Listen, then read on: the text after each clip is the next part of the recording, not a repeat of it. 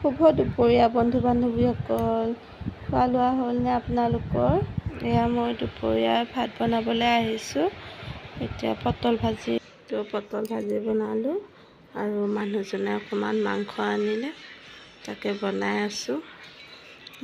বহুদিন হ'ল যিহেতু আমি নিৰামিষে খাই আছিলোঁ খুৰা ঢুকোৱাৰ বাবে। আজি ছোৱালী দুজনীও মাংস খাব বিচৰাৰ বাবে তেওঁ লৈ আহিলে, বনাই আছোঁ। এতিয়া ছোৱালী দুজনী যিহেতু স্কুলত গৈছে, সিহঁতেও আহি পাব সোনকালে। আজিকালি যিহেতু 8টা বজাৰ পৰা স্কুল হয়, তো 12টামান বজাত আহি পাব।